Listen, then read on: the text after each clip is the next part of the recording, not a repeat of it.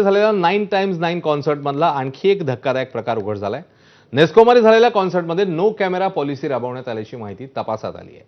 कॉन्सर्टसाठी आलेल्यांना मोबाईलवरील कॅमेरावर लावण्याकरता स्टिकर देण्यात आले होते. कॉन्सर्ट परिसरात फोन कॅमेरावर बंदी घालण्यात आली होती. तशा सूचना देखील सोशल मीडिया प्लॅटफॉर्म्सवर देण्यात आल्या आणि नेस्को परिसरातही अशा सूचना लावण्यात आल्या होत्या.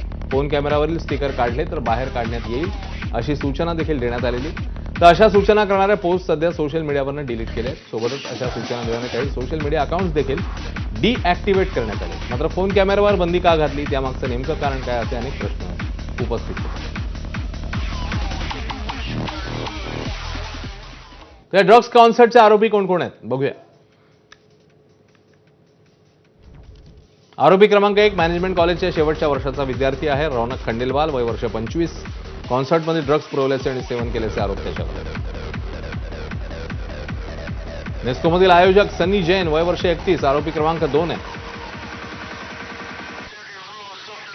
सहआयोजक इन्स्पायरिंग टाय इव्हेंट कंपनीचा संस्थापक आकाश समळ उर्फ विहान, वय वर्ष 31, आरोपी क्रमांक 3. मुख्य सुरक्षा व्यवस्थापक नेस्कोचा बालकृष्ण कुरूप, वय वर्ष 46, आरोपी क्रमांक 4. आरोपी क्रमांक 5 जखमी आणि मयत तरुणांचा मित्र आहे. प्रतीक पांडे नाव आहे, वय वर्ष 24. आरोप आहे आनंद पटेलकडून कुरिअरच्या माध्यमातून ड्रग्ज मागवले.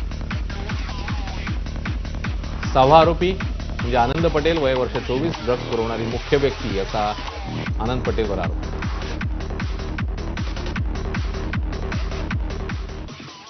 तर मुंबईतल्या या सगळ्या प्रकरणावरून काँग्रेस प्रदेशाध्यक्ष हर्षवर्धन सपकाळ यांनी मुख्यमंत्री फडणवीसांकडे गृहमंत्री पदाचा राजीनामा मागितलाय.